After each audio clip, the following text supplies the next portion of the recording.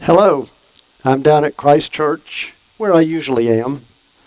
And usually, during ordinary times, I would expect you to come see me on Sunday morning. You would come in when I say, let the children come in, and I would talk to you for a minute. But there's some bad germs in the air, germs that make people sick, and so we're trying to help one another by not getting so close to each other. So I don't get to see you like I want to. So we thought it would be fun if I read you a story each night. Miss Catherine calls it a bedtime story, but I don't care what time you go to bed. That's up to your mama and daddy. But I hope you like the story anyway. The first story I'm going to read comes from the Story for Children, a storybook Bible. And the story is called Hush, Big Wind. Ready?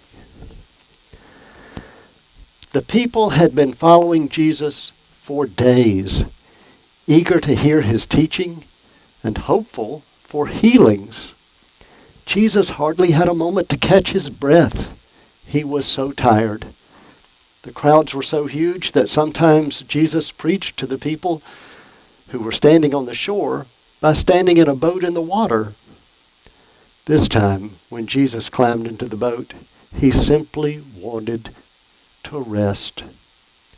He told his disciples, "Let's take the boat to the other side of the sea." As soon as they left the shore, Jesus found a quiet spot in the boat and stretched out for a nap. He slept and slept while the disciples steered the boat and whispered to each other so they wouldn't disturb him.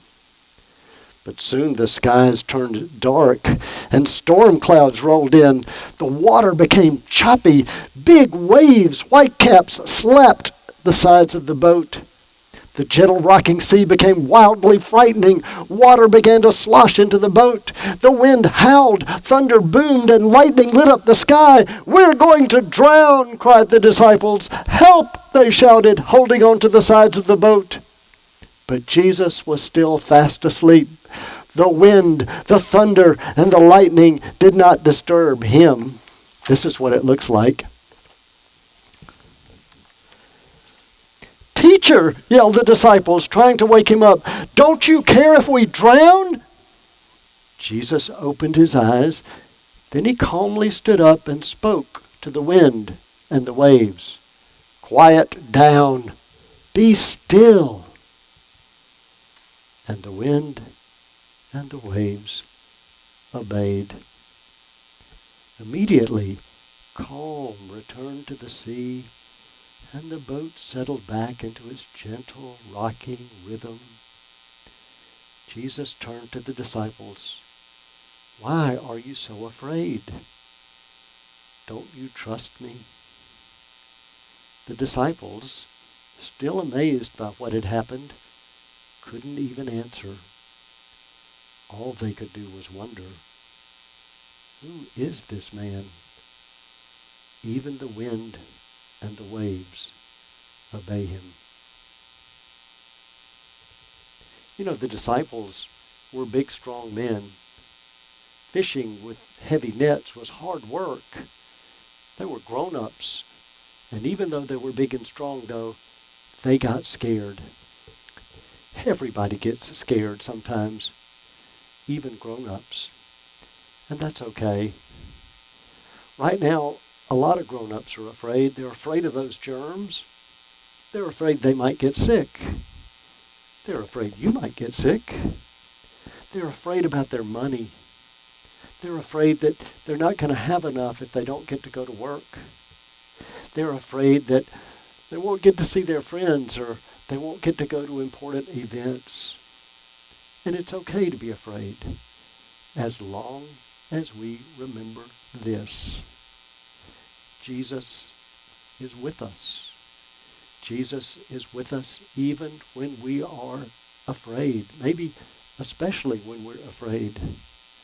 Sometimes it might seem to us that Jesus is asleep because whatever storm we're facing seems to go on and on. But Jesus is still there. He's right with us. And through him, God is still in control. So When you're afraid, remember that Jesus is with you and that through him, God can control everything, even wind, even waves, even storms, even germs. And do you know why Jesus is always with you?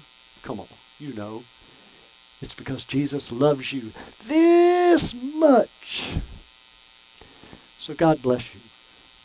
God bless you that you remember always that you are the beloved child he created you to be. Good night.